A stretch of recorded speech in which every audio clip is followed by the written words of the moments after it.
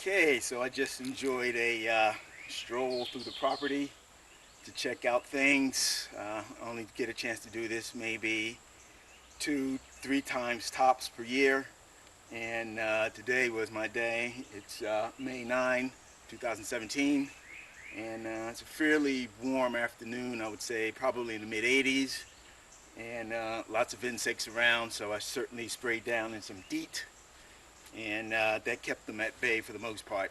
But this is my, I guess my property EDC, I guess, or my excursion wear.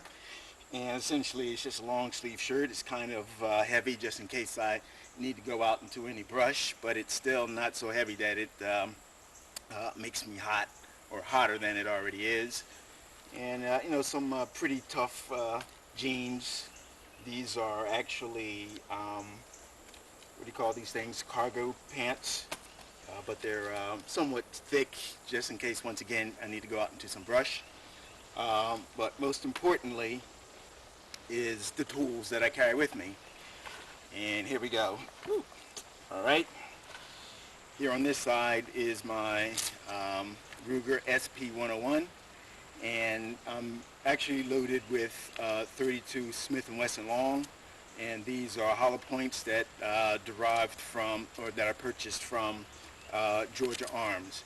And the reason why I like the 32 Smith & Wesson from Georgia Arms, it's a little hotter than normal 32 Smith & Wesson long, not quite up to 32 H&R, but with enough punch to do more damage than just your standard 32 Smith & Wesson long loads.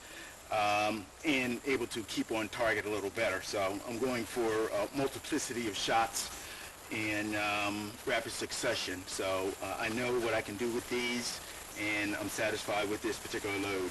Now normally I have my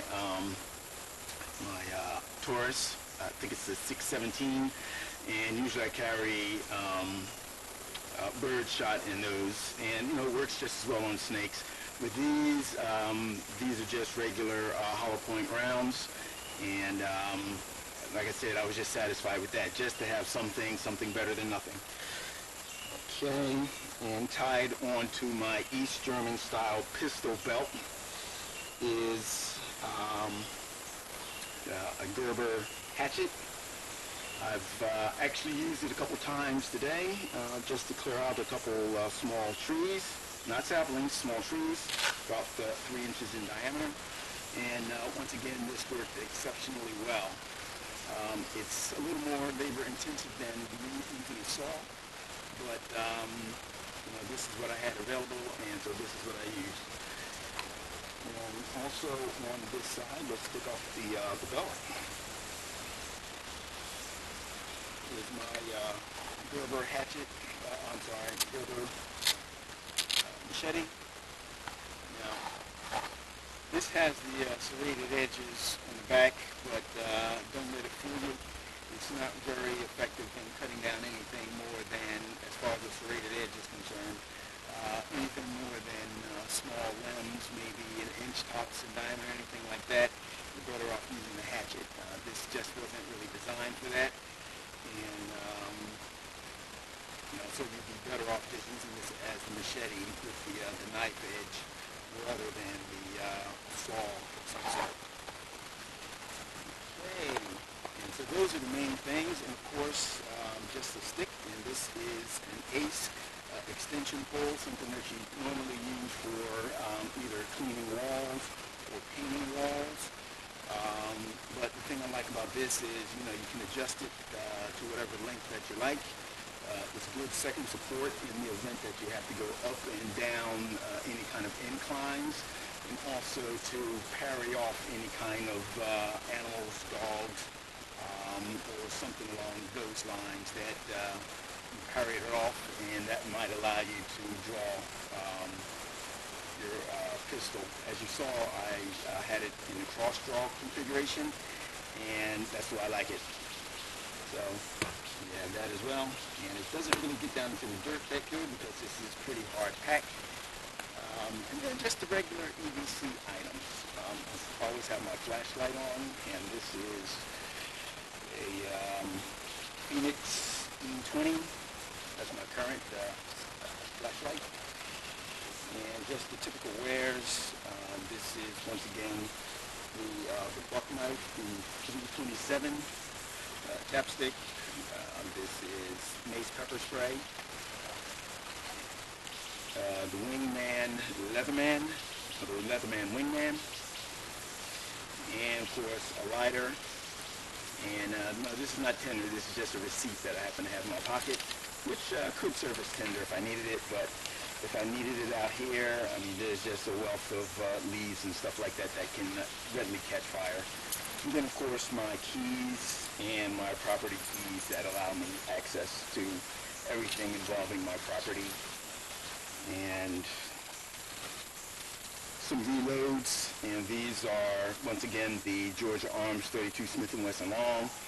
And these are the HKS reloaders 32J. And I have 2 of them.